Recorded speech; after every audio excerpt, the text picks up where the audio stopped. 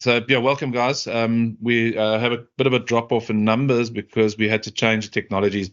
So we've gone with Trusty Teams. We were using another technology for the last couple of webinars, but it was a bit finicky and problematic. So we've switched back to good old Teams. So welcome. This is the third webinar in this edition, and today we're going to be chatting about e-commerce. And we've got two guests who are going to be hopefully Kevin. Matthew is here, but hopefully Kevin is awake still. He's actually over in the Gold Coast at a big retail conference in Australia. Well, he lives there. So yeah, today we're talking about what's changing in the landscape. So we've all heard about the kind of the acronyms or abbreviations, as they're correctly called, B2B, B2C, or B2, and then the B2B to C. So business to business, business to consumer, and business to consumer channel. That's what we've been getting used to over the last 5 years as e-commerce has picked up. And there's a new buzzword or a new acronym around abbreviation, D2C, which is something that we're going to talk about today. So what's changed over the last 3 years is a massive move for direct to consumer. And that is where manufacturers are going online and becoming retailers through the e-commerce platforms. So manufacturers and distributors are becoming retail. Doesn't mean they're necessarily going to open up shops. Some do end up opening up. So you've got manufacturers who end up with shops and online. So that has changed the landscape dramatically. And obviously we've got these massive marketplaces like Amazon in South Africa, Takealot, and Amazon opening up shortly. So today, I'm just going to give you a quick background on that, and I'm going to show you a video clip from the Acumatica Summit, which was a month ago in Las Vegas. So I wanted to show you a quick clip. It's about 10, 15 minutes long, very interesting. Talk about this. And then I'll introduce Matthew Swart, who's going to take us through, and he has a background in e-commerce with a well-known company that he founded and started, and how the technology has changed. That's going to be interesting. And then Kevin Garter, if he's still awake over in Australia, hopefully he's going to then take us through the integration engine that he has for integrating all these moving parts, different retail point of sales, different e-commerce platforms, and different ERPs. We obviously are Acumatica, but there are others. We'll end up with some questions. So very quickly, for those that don't know Acumatica, it's a true cloud ERP. It's an enterprise-grade system with very high levels of security and uptime in the cloud. And it's disaster recovery and firewalls and all the good stuff that goes with that. Very, very secure infrastructure. So the message is safer in the cloud.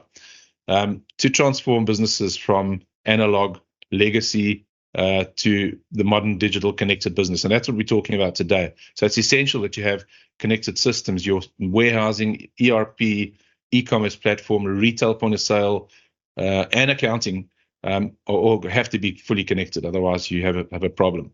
And the cloud, benefits of cloud, people don't go cloud because it's cheaper or it should save you money because it's available. It allows collaboration. It allows mobility, so you can use a phone to access anything in the system. It's secure and it scales. So that's really the benefit, and the end result is efficient systems and lower costs and better revenue. And scalability is important for e-commerce because we often have very, very high transaction volumes. You can see up at this end, and we go bigger. Processing 10 million transactions a month is big. So we have to be able to scale, and we need to be able to connect. So we're going to look at some specific connections today, specifically around Shopify, but we're talking generic e-commerce platforms. So Acumatica, still the fastest growing cloud ERP. It's over the last 8 years. And what I want to do now is run a video clip for you. The sound hopefully will come through with Josh Fisher, who spoke a month ago in Las Vegas around this very topic. So I'm just going to start the video, full screen it, and hopefully everything's going to function nicely. And I'll just fast forward it slightly. That you feel supported, knowing that Acumatica is dedicated to helping you grow and thrive in this ever-changing world of wholesale distribution. Now, let's turn our attention to the dynamic developments of retail. Please welcome to the stage Josh Fisher. All right. All right. Good morning, guys. I want to know if you guys see what I see. I look around and all I see is commerce everywhere. It's like constant. This show, it really stands out. We hear Ollie and Debbie talk about manufacturers who are selling direct to consumer. We hear Kelly talking about wholesalers. They're looking for ways to find their competitive edge. And what are they doing? They're selling to consumers. A lot of them are selling on Amazon. I want to tell you about one customer that we have, the Pond Guy. These guys are on Construction Edition. They manufacture their own goods. They sell those goods on BigCommerce, and they have retail stores. It's crazy. Everybody is a retailer now. That doesn't mean I'm expecting you guys to open up boutiques on Fifth Avenue. That's not what's gonna happen. You're not gonna have one of these shops in the wind. So let me explain, okay? Let's talk about a customer. This is GPP. This is our Retail Customer of the Year. Fantastic team to work with. GPP is a manufacturer. They've been around since 1965. They produce high quality consumer goods packaging. It's like brands that you know, some brands that you don't. Really well known for their quality. And about 10 years ago, one of their team members had an epiphany. They realized we're consumer market experts. We understand how to win over consumers. We have all this equipment. We have all this talent. Why don't we just start making our own consumer products and we'll start selling them on Amazon? That experiment paid off. These guys are now an Amazon top 1,000 merchant. That's crazy. Think about it. Amazon has 2.3 million active sellers. GPP is in the top 1,000, a decades old manufacturer. Nuts, but they didn't stop there. They now have 6 consumer brands. They're selling on more than 10 different marketplaces. And we had dinner the other night. They're telling me about plans for the future. And it's just growth, growth, growth. It's crazy. We worked with them and unlocked them. Really, that's what Acumatica did. It helped unlock them so they could focus on creativity and growth. We love working with these guys.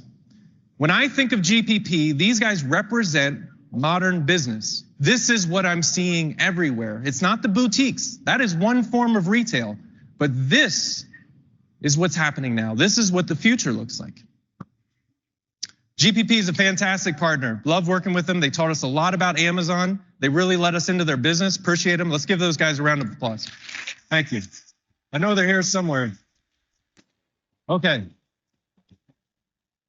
So this is what we think about. We think about customers like GPP. There's a list. I debated whether or not I should go through the list. There's so many customers. Taysay Rugs, MCI Core, G&G. You guys have been fantastic. We've been working with you so closely. And this is how we design our roadmap. This is what we're doing. We're taking information from you guys. We're trying to understand what is complicated about your industry. Where are you being held up? How can we unlock you? And that is how we design our roadmap. There's 3 traits that really stand out to me. There's 3 things that we are seeing over and over and over again. You heard John and Ollie both talk about cross-vertical solutions, manufacturers that are now selling retail, wholesalers that are now manufacturing their own goods. There's no swim lanes. They're done. People are just crossing into these new verticals. We also see businesses selling to both business and consumer buyers, right? If you typically sell to consumers, then you are finding that there's an opportunity to sell to buyers, business buyers as well. Last thing is multi-channel sales. So it's not just an e-commerce site anymore. It's not just selling on Amazon. We're talking to businesses regularly that are trying to spread out on as many marketplaces as possible. That's gonna continue to grow, right?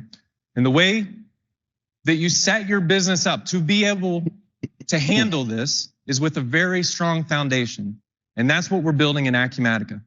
So let's talk about some of the features that we've added recently. First, let's start with our Shopify connector. So as you guys know, we've had our native integration to Shopify for a while, right? A couple of years ago, Shopify started focusing on B2B. They had D2C customers coming to them and saying, hey, we want to start selling to business buyers. but it's complicated and we need new features. So Shopify, fortunately, we have a great relationship. They reached out to us. Our product team started talking. They knew that we understood B2B and there was a lot that we could share with them. We started pulling customers to the table, going through their use cases, understanding the challenges that they have. And Shopify got to work building out these new B2B features. They're taking it very, very seriously. There's three things. We've added a lot to Acumatica to support this, but there's three things that I want to tell you about today. The first is flexible payment options. If you're a business selling to businesses, you know you can't take credit cards for everything, right? If somebody's buying $50,000 worth of equipment from you, I mean, that's a lot of reward points, but they're probably not going to use a credit card. So you have to be able to allow that purchase to happen on terms. That has to happen on the e-commerce site, no problem. Let it flow into Acumatica, we'll handle it.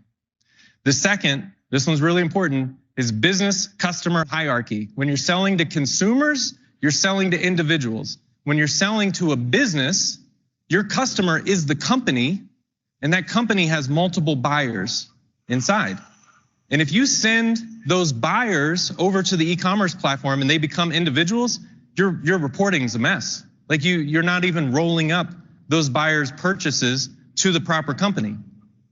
So we now have a one-to-one connection between the two solutions. You can sell to individuals, you can sell to organizations, you can create business customers in either platform and it'll flow to the other. It's great. All right, the last one.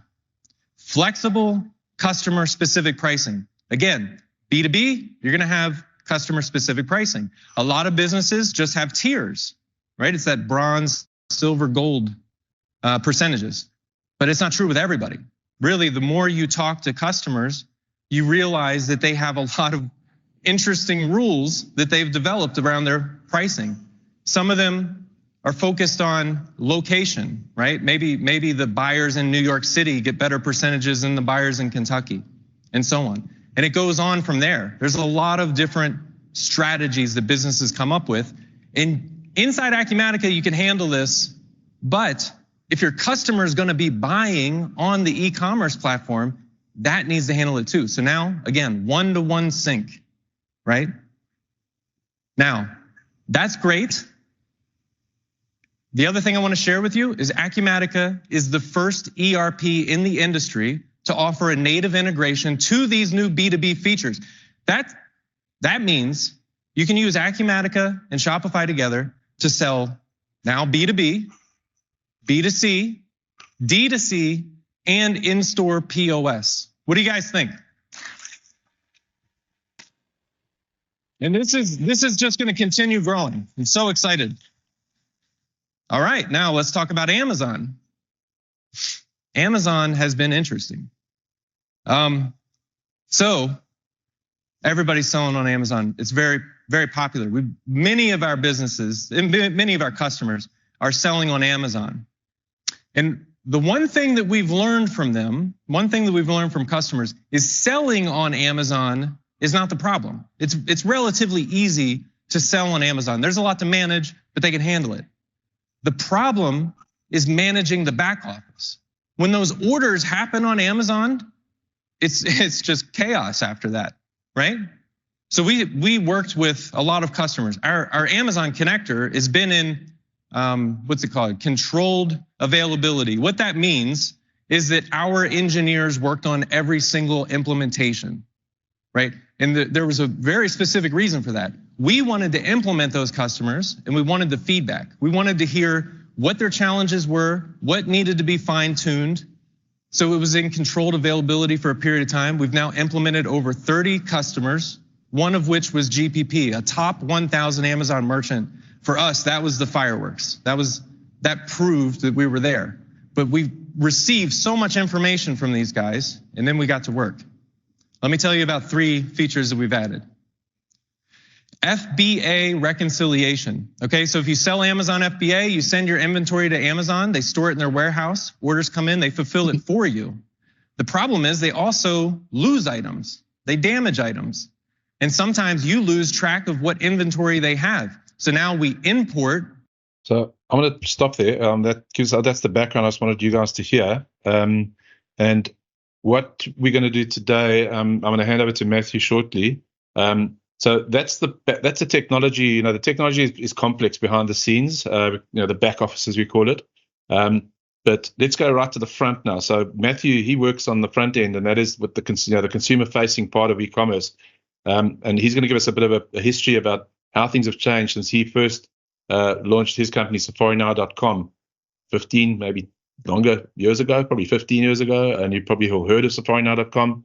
And what he's doing now with Shopify. So I'm going to unshare my screen, Matt, and hand over to you shortly. I'll unshare. There we go. You can hear me fine? Yeah, all good. Okay, great. I'm going to just share my screen. Sure. Can you just confirm you can see it? Yeah, I can see myself. So if you want to switch to your browser, I'll go on mute. Can you see something? Yeah, got it. Yeah. Okay, fantastic. Well, yeah, great. Thanks for having me on. And that was a really interesting clip, and it's super exciting to see where Shopify is going. I've really turned into quite a Shopify fan. I would describe myself as an e-commerce entrepreneur, and I've been working in Shopify for the past 5 years, doing a variety of projects, two of which I would like to talk about. They were entrepreneurial ventures, which I was involved in. I am still involved in. And I really think that Shopify is the most amazing way to organize information on the internet and to exchange money with somebody. It's just so slick. The conversion rate of the system is amazing. Those are quite big, bold statements, but it's my last 5 years of experience is kind of contrasted with my previous 20 years of experience. So I'm going to talk about my story with Safari now, and that kind of gives a good contrast as to why I believe Shopify is so amazing. So Safari now goes back, I co-founded in 1999. Before that, a couple of the magic moments that got me into the internet really early. I mean, I'm 50 now, so this was when I was like 24, 25. Well, actually, this was slightly earlier. I was at university, and I discovered that you could do your thesis on the mainframe computer from home if you bought a modem. So I bought a modem and got connected, and that was like a real magic moment for me. It was kind of like remote working, but 25 years ago, and I really liked it at that stage. I liked the novelty of it, and just it blew my mind. The second thing was I did a yacht trip to Brazil, and when I got there, I collected a web-based email from my girlfriend. We were walking down the road, and we looked inside a kind of a street cafe, and there was a row of internet computers, and I asked the guy what he was doing, and he was creating HTML websites. And when I suggested that I could check my email, he was really, really quite stoked. So that was a magic moment for me. We went on to have a family, so that was quite an important email to have received. When I got back home, I wanted to do something on the internet, and I'd heard of somebody who was renting cars on the internet and was working pretty well. So set up a site using Microsoft Front Page. I called it Kapstadt, which is Cape Town, and went around the city and got like 15 hotels and guest houses signed up. One of them was the Cape Grace Hotel. And within a week or two, I got an amazing booking from the South African breweries for like 50 grand. They booked the Cape Grace through this website because it was pretty much the only site that had hotels at that stage. So it was a magic moment which kind of made me really want to pursue this internet thing. So I got together with a friend, and we co-founded Safari Now in 99. This was the first homepage. And on the right, you can see there was a print advert we launched in Netscape Navigator. And the business behind it was basically a two-sided market, signing up hotels. It's a commonplace business now, but the idea was to create websites for a whole bunch of places for free and then get commission if there was bookings. So it was quite well received at the time. And this is the mechanics of how the business worked. This is a minute long.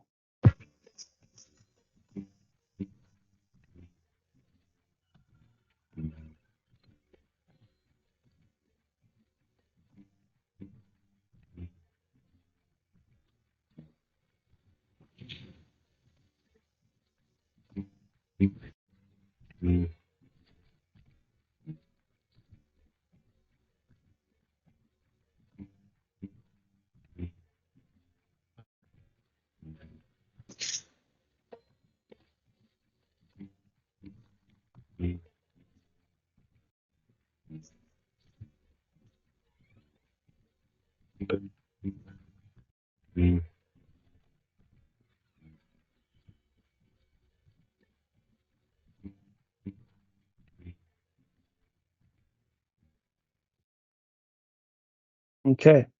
So that kind of what we call a request a quote engine with email and SMS was it was a cool way to facilitate business in a two-sided market before the advent of real-time booking. Oops, sorry. So within a year, we had 1,500 products. This is our evolved homepage, and you can see on the right we had a whole bunch of business opportunities. Basically, we were trying to do lots of things simultaneously, sign up more suppliers, which are the products. We had an affiliate program, so we got a lot of big websites like iAfrica24.com, SAA, and we said to them, we can track traffic. So if you link to us, we'll give you a tracked code and we're going to give you commission, and that worked really well. It got us big name publicity, but also the SEO inbound links from all these major portals was really useful for us. We had an agent program, which was not referred customers but referred suppliers. So if somebody signed up guest houses on our behalf, we gave them commission on that guest house, and we ran various link exchanges, and we were just trying everything we could think of. So all of those ideas that I just whipped through, we kind of just worked on that solidly for 10 years. It was an ASP.NET platform. It was a team which was started off as like 3 or 4 people. Eventually, it grew over 10 years to about 40 people. The dev team was about 8 people. And if you think about it in terms of Shopify lingo, this is the stuff we built. We built products, the ability to add products, ed products, display products, grouping them into collections, pages for static information, blogs. We had to build our own search. It was crazy. I mean, this was so much work and complexity. We built customer, when a customer logs in, what do they see? When a seller logs in, what do they see? Totally different system. We had to build the staff backend, an affiliate program, which today would be an app on Shopify. Same for the agent program. We had to build a ledger. We had to build CRM tools. It was just an immense effort. But there was no real alternative. That was the way things were done. By 10 years' time, after 10 years, we had 4,500 products. It was the FIFA World Cup. The Rainbow Nation was in top form. At that stage, you could flip the site whichever color you liked. That was just a bit of a quirk. And we were doing 120 million rands worth of bookings a year, which was pretty exciting. We were earning about 13% commission on that. Most of the traffic was generated from SEO because we were the first to publish all of this information. So the like 130,000 keyword phrases where Safari Now was in the top 3. Generally, it was first, or second or third, and that was how we got our business. Basically, business was free, and times were good. At that stage, we were approached by an investor called Tiger Global. They're based in New York. They're quite an A-list investor. They were early investors in Facebook, Mail.ru, and they're also the main investor behind Takealot, and they bought private property. So they valued Safari Now. At that stage, we were doing 120 million. So they said, okay, we'll value at half of your turnover. So we valued at 60, and they bought a third of us for 20 million, which was amazing. It was exciting. We had a lot of debt at that point, and we sorted some of that out, and we put everything into growth. And one of the things we had realized that the revenue that we were making was directly proportional to the number of products we had. We had evolved, slowly over 10 years from 0 to 4,500 products. But then we said, okay, let's just go. Let's sign up products. So within 3 years, we took it to 16,500 in South Africa. And at that stage, Airbnb wasn't an obvious threat. If you look at the relative numbers that they had, the main players, those Booking.com and Expedia were incorporated in '96, and they hadn't grown massive in South Africa because they were real-time booking. So we were 3 years after them, and we grew pretty large with this request a quote, email, SMS. And Airbnb at that stage didn't look like we didn't realize what was there. Basically, it also had an email SMS system as well as real time. This is the picture outside of South Africa. So with that Tiger money, we also started an office in Kenya, Nairobi, and we signed up a sales team recruiting guest houses. So you can see the distribution of properties, and it went really massive. It felt like the more people that can answer the phone and the more products you have, the better. And the investors were really pushing us to grow, and there was a very bullish mindset around getting into Africa and being the first in every country. So we ramped up to a peak of 120 people. Actually, that 120, we went up to 320 million. So those numbers are wrong. We went up to 320, and the value was half of that. Anyway, it went pretty high. The valuation was crazy high. But at that point, this is what happened. Airbnb just started growing massively all around the world. You can see the top left is South Africa. Airbnb is the blue line, Safari now is the red line. So in 2015, they overtook us, and they overtook all of these big players all over the world because of their novel model and a really slick interface. It was really workshopped and done just so well. They took it to the next level. The other big negative for us was Google AdWords, because our business was so strong on SEO and reliant on SEO as a result. We didn't really feel like we had to do anything else. When PPC came along, it displaced SEO by quite a large factor, like 20-30%. Of the top of the page became a paid area. So the direct translation to the traffic was there, and I think it just got a lot tougher. I've put all the bad news into one slide. From the years 2015 to 2017, our revenue peaked, and then it actually started declining, which in retrospect shouldn't have been the end of the world, but it was the investors just made it clear this is the end of the world. We closed our Kenya office, and these investors, they work on a 7-year cycle, it seems, and at the 7-year mark, they wanted to take their position and exit, and it was a terrible time to exit. And actually, they gave their shares to a third party, and there became complete misalignment of shareholding. And a big chunk of the company wanted to sell, and they didn't really mind what price it was because they just were so relatively hugely wealthy. We had treachery involved in a deal maker who really betrayed us. And in the end, the company we had a forced sale to TravelStart at a 90% down round. So, they paid 10% of the previous round's price, and there was a massive destruction of shareholder value. And yeah, that was pretty hard for me to take. I exited the business after 18 years and got pretty depressed about it. But eventually, my entrepreneurial mind started ticking again, and I wanted to do something quite different. I felt like it was time for a change, and I started playing around with CNC furniture. I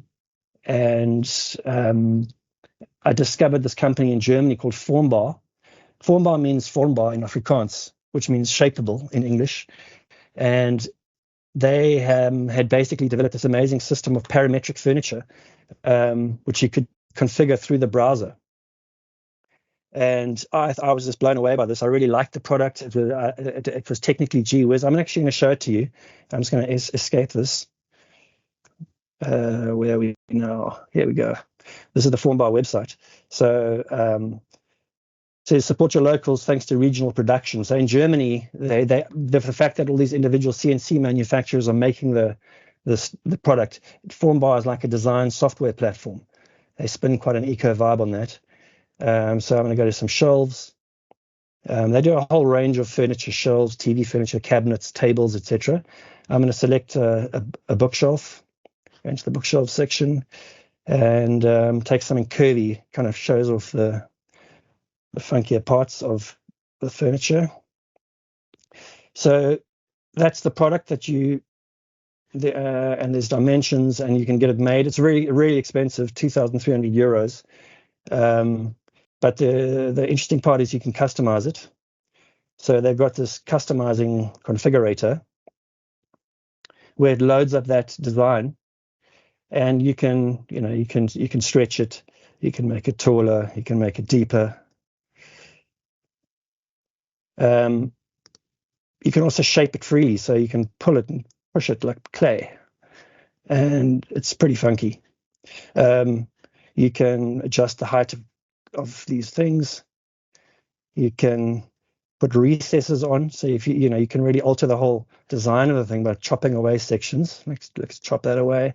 You can do interesting. You can put like a cable recess where you can see there. That's where your cables go.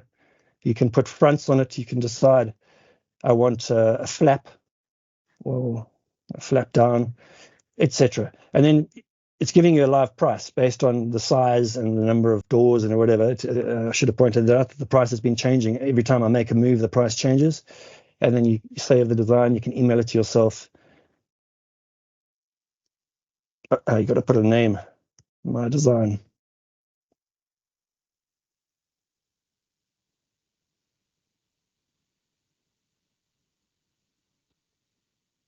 Okay, you can mail it yourself there. And then here's the price.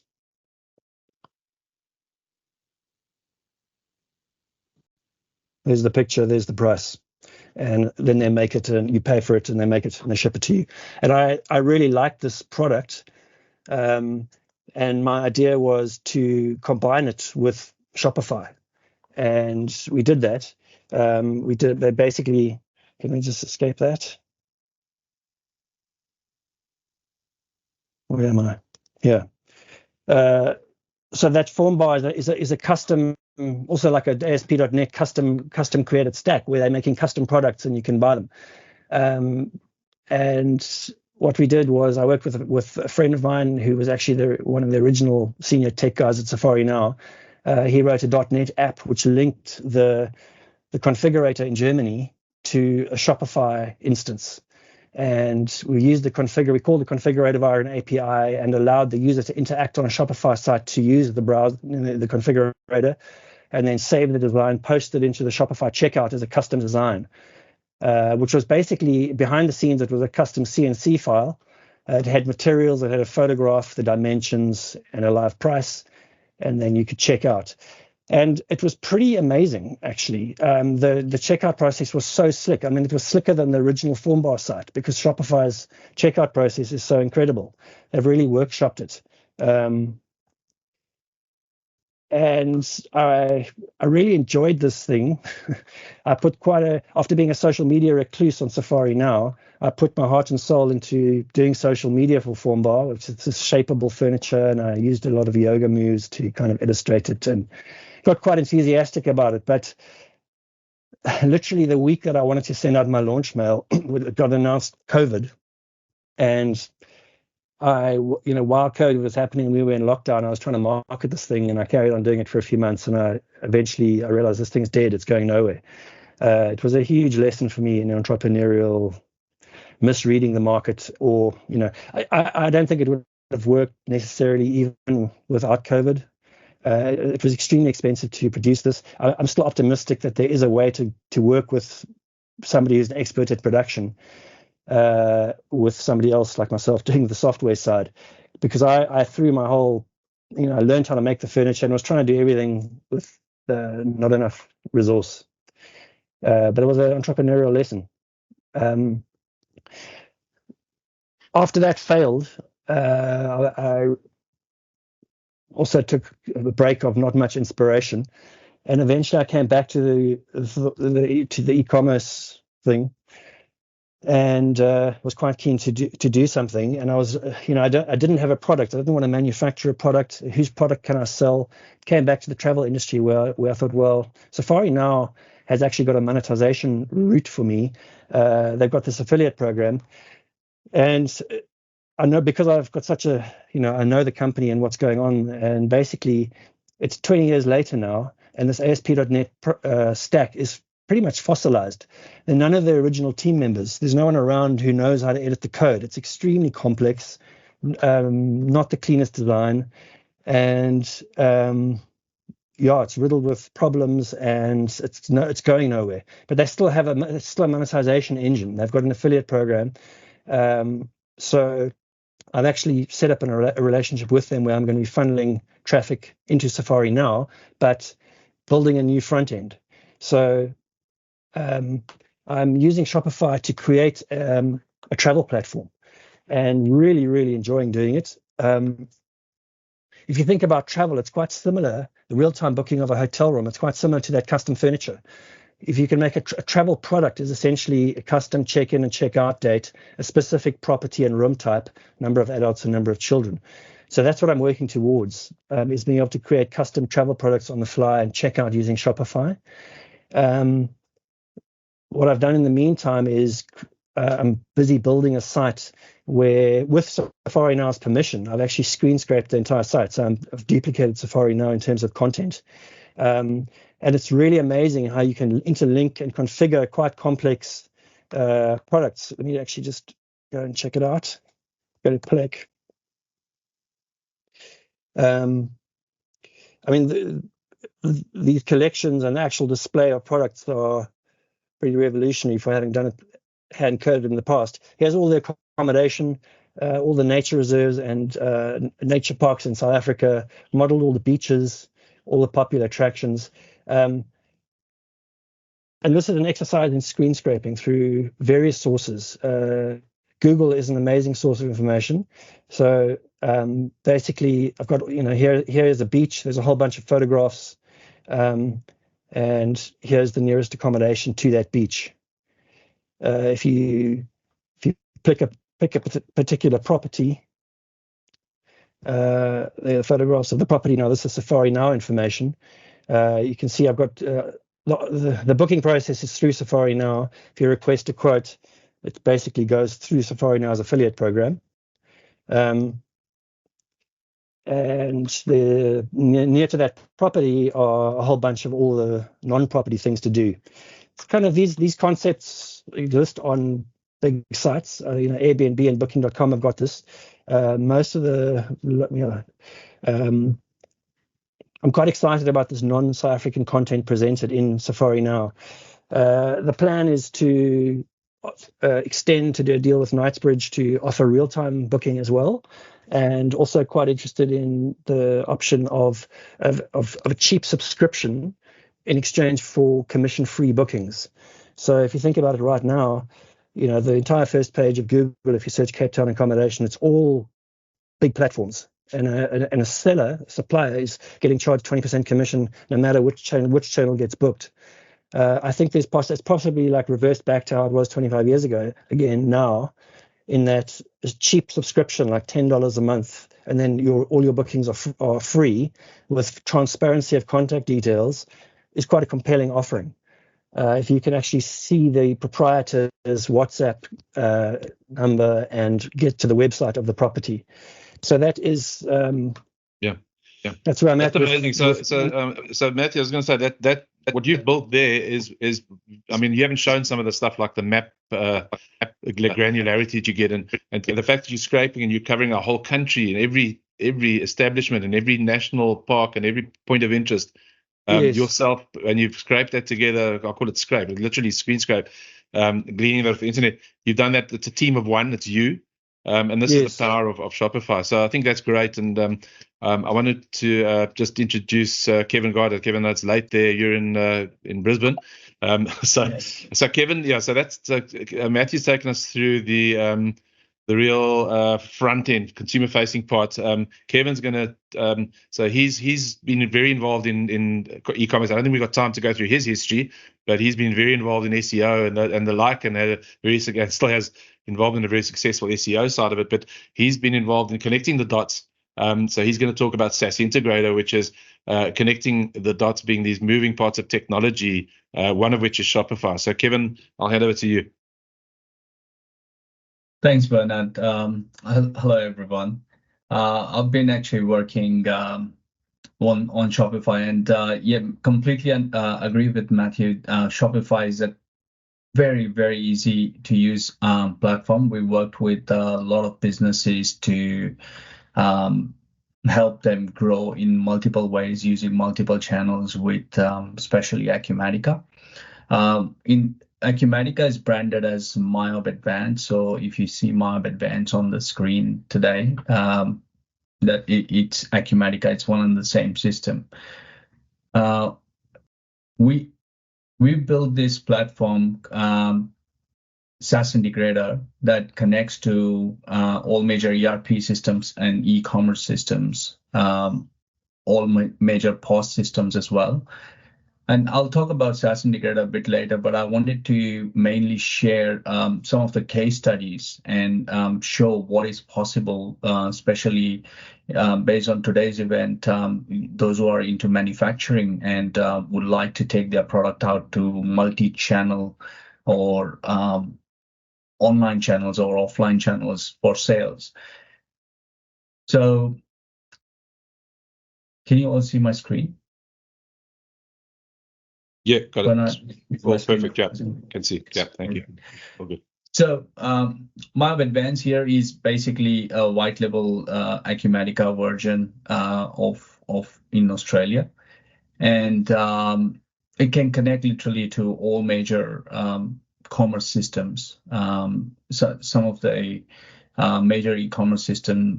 One of the best platforms today is Shopify. It's actually, in our industry, it's considered as #1 e-commerce platform, and that's for many reasons. Number one, it has got all the functionality and it's very, very easy to use. But on a technical front, it has got the latest technology. The world is moving towards headless commerce. And specifically when we talk about headless commerce, what it means is that imagine you have 5 different front ends, but a single back end. Imagine you have 5 different brands connected to a single back end, so you can get all your orders, all your products in a single back end, whereas your customers could be on 5 different front ends. That's called a headless environment, where you can have a front end which is completely separate to a back end. And Shopify has got that facility. Very few e-commerce platforms have that, and if they have, at the extent that Shopify does it, I don't think any other e-commerce platform does it. It's got one of the most fastest APIs, called as GraphQL APIs as well. Without going into too much technical details today, when we do integrations, one of the main things is how many transactions can you do. So if you have a big inventory, like 10,000 in products, and if you're updating the inventory and the sales are coming from multiple different channels, 10,000 products could be 100,000 calls in APIs. And to facilitate 100,000 calls, generally a e-commerce platform will only be able to successfully do that in about, say, 10 minutes if they have a GraphQL API. There are very few e-commerce platforms that actually support GraphQL API. So if you have more than 10,000 SKUs, then you certainly should be looking at an e-commerce platform that has GraphQL APIs. Shopify is one of those platforms. In terms of e-commerce, especially for manufacturers, what can you do and what is available to you as a business? So e-commerce integrations should definitely have your products integration, order management, customers, loyalty points, and gift cards has become extremely important. And if you are a manufacturer and you're wholesale or a wholesaler, then having a B2B portal is also extremely important. And when I say B2B portal, it's a functionality that allows you to have multiple different tiers of pricing. So, for example, you will have tier A, $10, tier B, $7, tier C, $5. But because Bernard is my friend, and I want to give a special deal to Bernard. When Bernard logs into my website, he should be able to see $3 for the same product. How do you facilitate that information from your ERP system to e-commerce through integration is very important, and your e-commerce system should be able to support that. I'm going to delve into a couple of case studies of businesses where we've done some B2B integrations, as well as POS integrations for the folks who have got physical stores and who are here.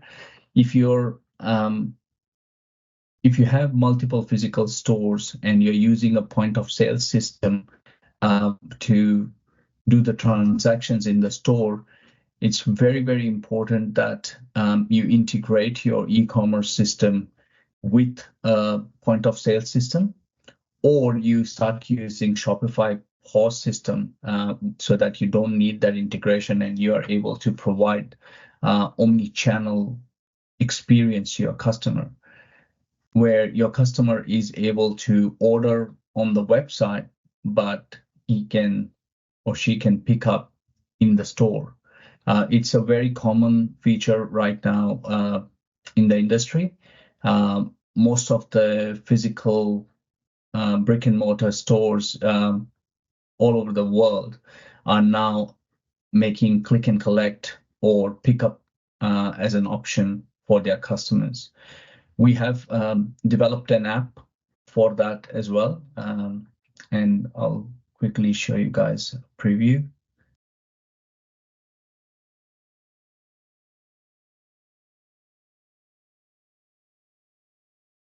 So once you have, if you had Shopify and you wanted to give this experience to your customers, you just simply install this app where your customers could put nearest address or whichever IP they come from. The system will automatically pick up the address. And then when they go to each item on Shopify, they will be able to see whether that item is in stock at a particular location. If it is not available in that location, then they would be able to see all the different stores which are nearby based on the IP address, and they will be able to see whether when they select the store, they will be able to see whether that item is in stock there or not. So they can build their cart, and when they check out, they will be able to again check whether all the items are available for pickup or not. And they could simply, instead of ship to address, they could do pick up from a store, and that store will be pre-selected. This is quite an important feature for people who have got brick and mortar stores and also an e-commerce website.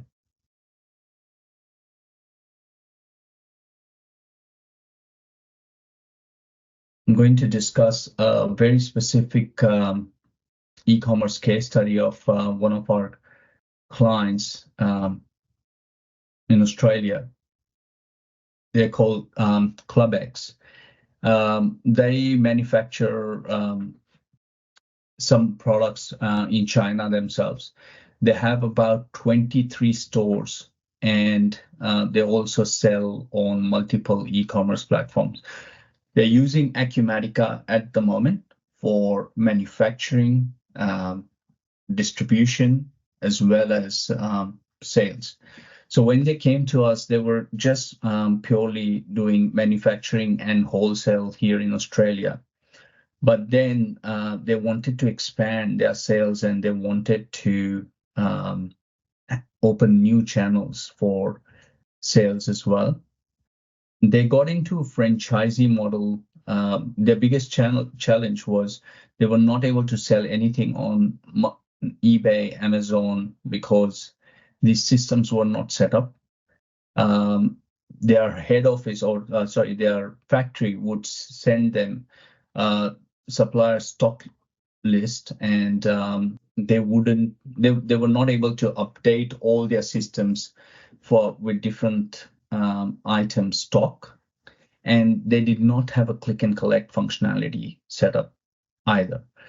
So with ClubX, they had a range of product that they produced, and then there was they also took products from all their some other suppliers, and collectively they had about 40,000. They still do have about 40,000 SKUs or 40,000 different items that they sell. So we first of all connected ClubX Shopify website through SaaS integrator to Channel Advisor. Channel Advisor, which is now been taken over by a company called Rhythm, is a multi-marketplace platform. It connects to about 240 marketplaces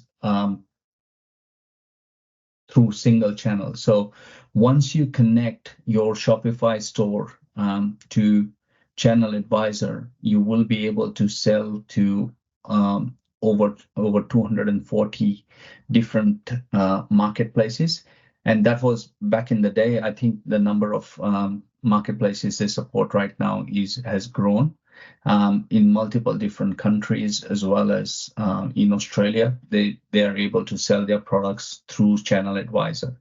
So if you are planning to just sell directly on Amazon or eBay, one of the channels, then maybe a direct integration between Shopify to the marketplace is advisable. But if you're thinking of selling on more than 3 to 4 channels, then choosing an aggregator platform like Channel Advisor, or now it's called Rhythm, as you can see,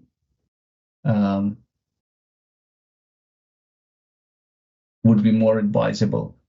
And most of the big brands use Rhythm as a tool in conjunction with Shopify Plus or other e-commerce system to sell their products.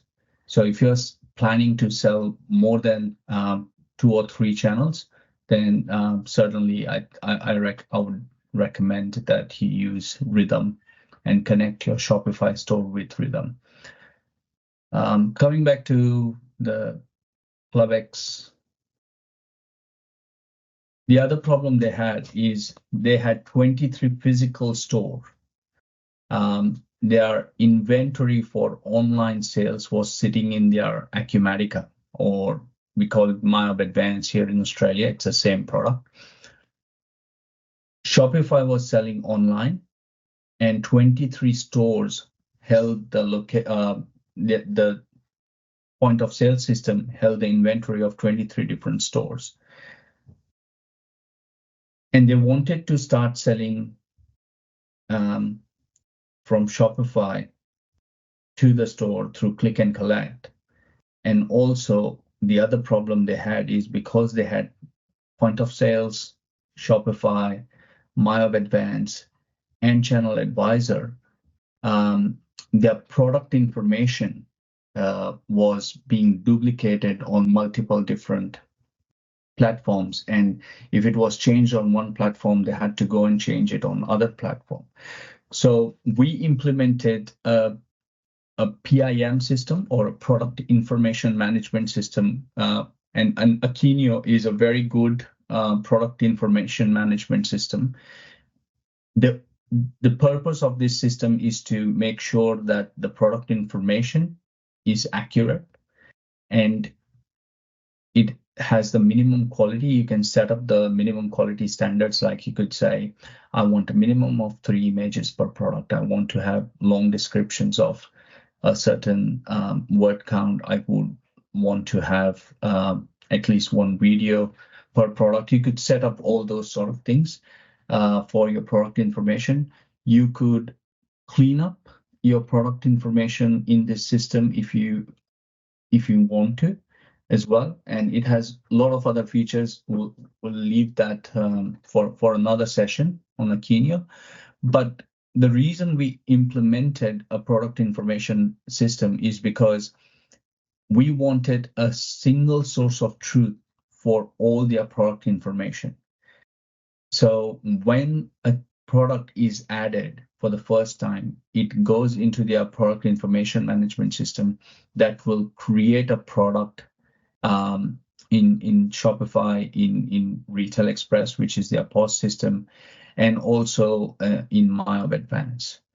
This is purely for product information management system, product information. And if they want to make any changes, for example, the description, the image, they would only do it in a single location. They will not have to do it in multiple locations because the source of truth for product information is Acumatica. Whereas their pricing structure was set up in MyOb Advance, which is Acumatica. So the source of truth of price was set up into their ERP system. So if they change a price of the product, that will immediately reflect in Shopify and Retail Express and Channel Advisor in this case. So the whole picture of their integration looked like this, where Acumatica was the source of truth for product information. ERP was the source of truth for product prices, their online or the warehouse stock for online fulfillment. Obviously, all their manufacturing and other aspects as well, purchase orders, sales orders, payment methods, customers, etc.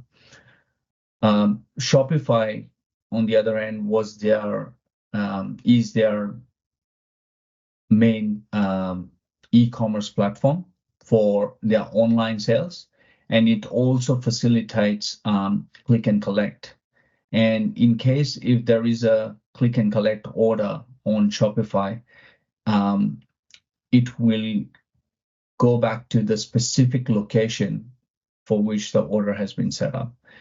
I will quickly give you an idea of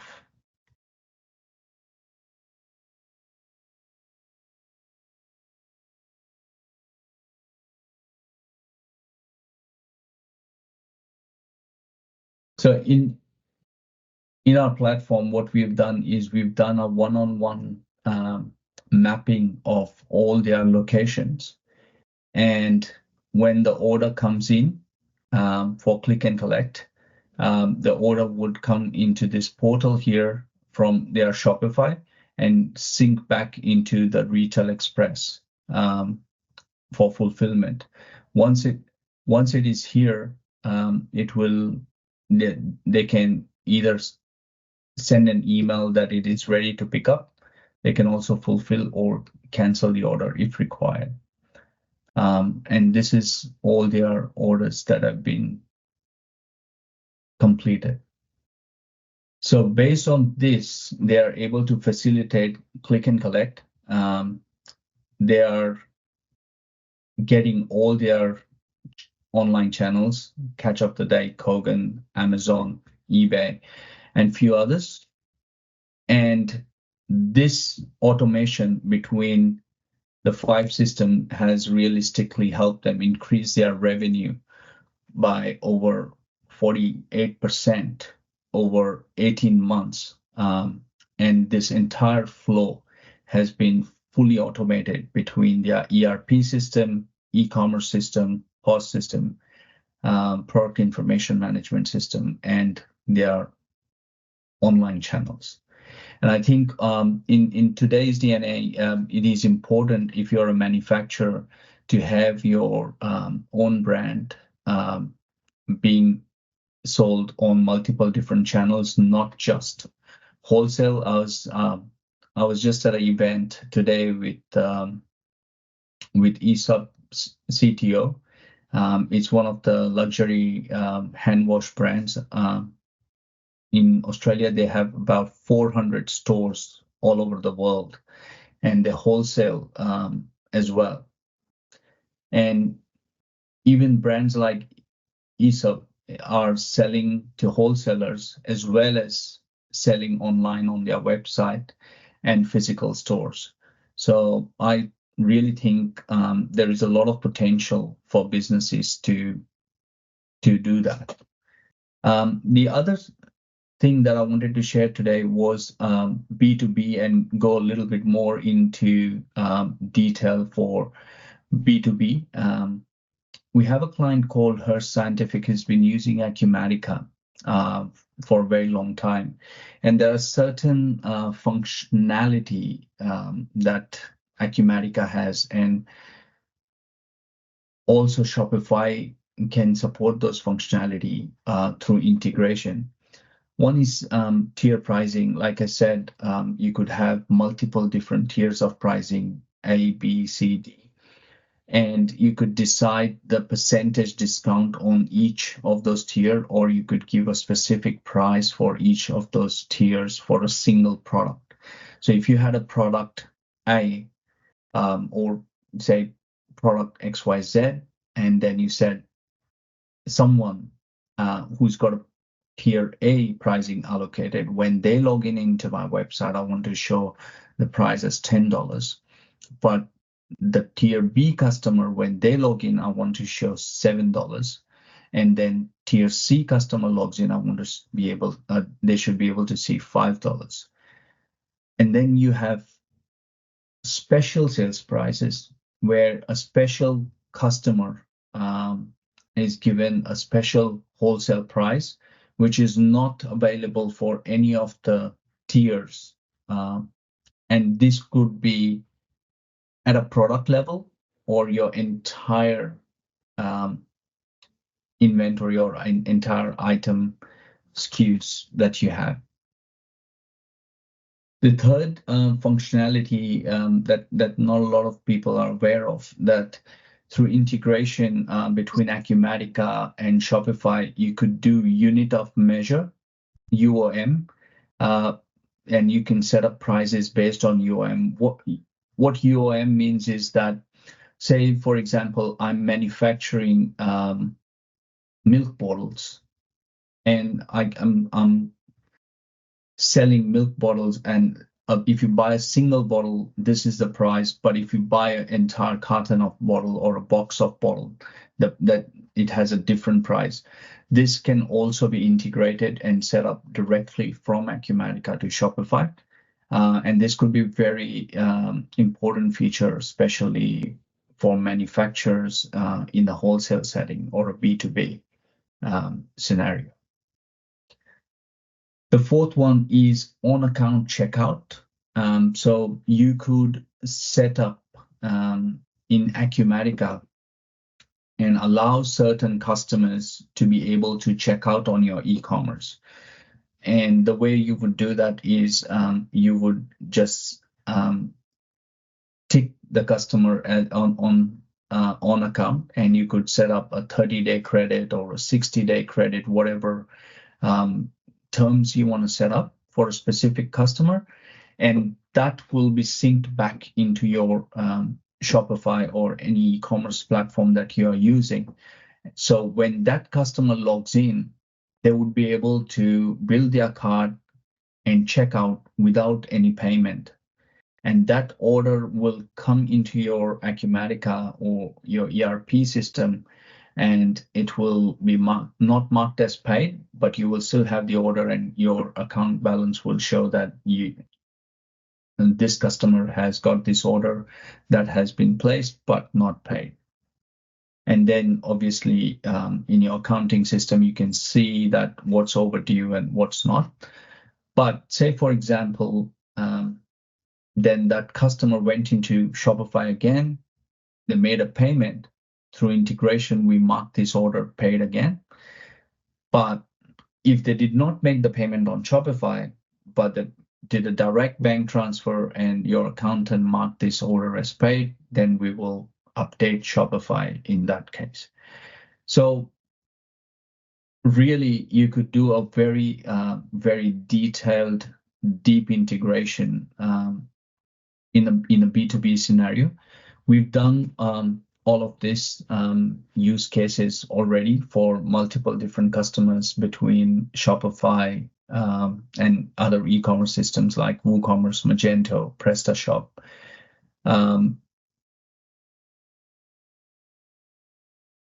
We can set up different price hierarchy. So you could say that this is my fixed sale price, and the sale price becomes my number one priority. So if I set up a special promotion for a product, and a $10 product is now available for $2, then that should go on the number one priority.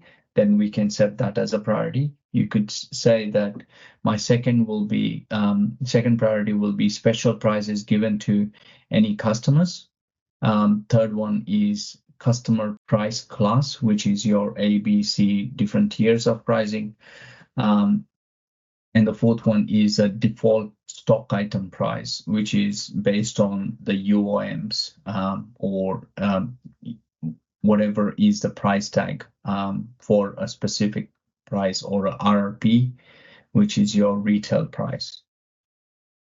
I'll quickly also would love to show you our SaaS integrator platform. Very easy to use. We've developed this platform as a microservice.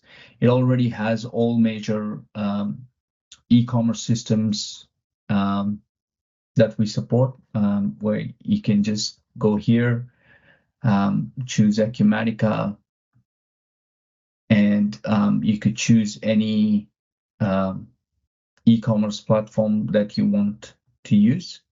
You would go next. This is a demo system, so I can't check out, but once you've built up your connection, you will see all your connection, and you can have multiple different connections. So you could have Akinio, Shopify, you could have Acumatica, Shopify, or you could have your POS system connected to Shopify, etc. So once you build up your connection, you can simply go into the credentials section. You put your credentials in here, and then we've got a simple configurator where we would map all your data based on the use case or whatever your requirements are. All your currencies, taxes, attributes, payment methods, tier groups for B2B pricing. If you want to sync your gift cards between your online and offline stores, product sync, inventory sync. With the inventory sync, we do one-to-many,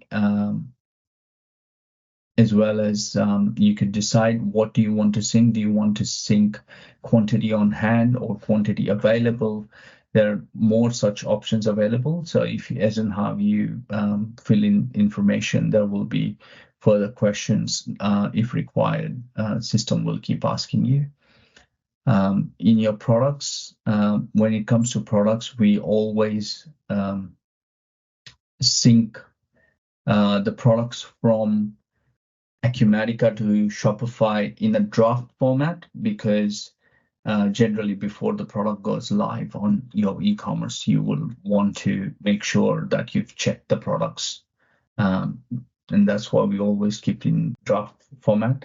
But it's a very simple to use integration platform that we built. We spent 3 years building it, and it is system agnostic, which means that if you move from your current e-commerce system to a new e-commerce system, if it is supported by our platform, then there's no need for you to rebuild your integration. You could just simply switch over the e-commerce or your current integration to your new platform by just re-authenticating the credentials over here.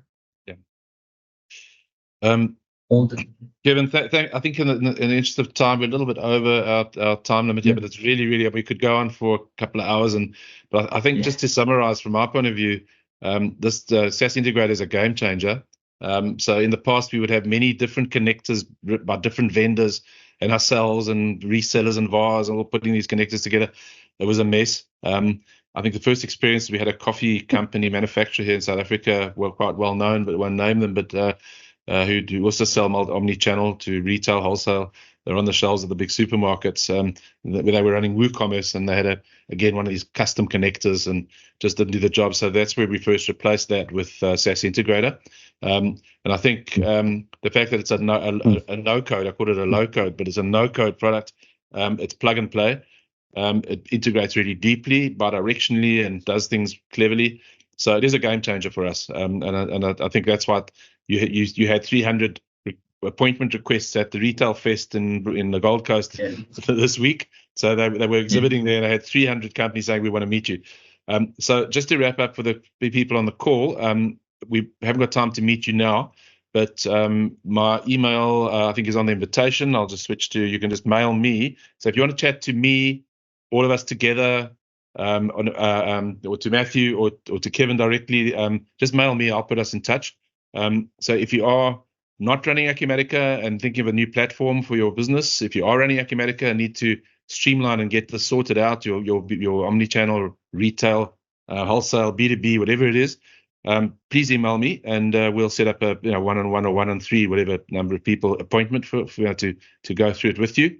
And it's a global village now. We do collaborate globally. The only thing against us is time zone. So thank you, Kevin, for staying up till midnight there. That's we do work we collaborate across the world, and the technologies, Shopify in South Africa, and Acumatica is Acumatica, although they give it a different name in Australia. It's the same thing. So whether you're in the US or South Africa or Australia, we're using the same technologies. So thank you all for your time today, and I don't think we've got time, but we've got time. If anyone wants to ask any questions, you're welcome to. You can unmute yourself and have a chat with us now, but we are out of time, so I don't know, those that need to leave can do that.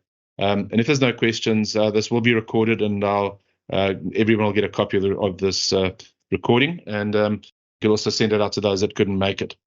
So are there any final questions from anybody on the call? You can either put in the chat if you want to, or you can unmute and chat to us. I don't think so. Let me just check my chat.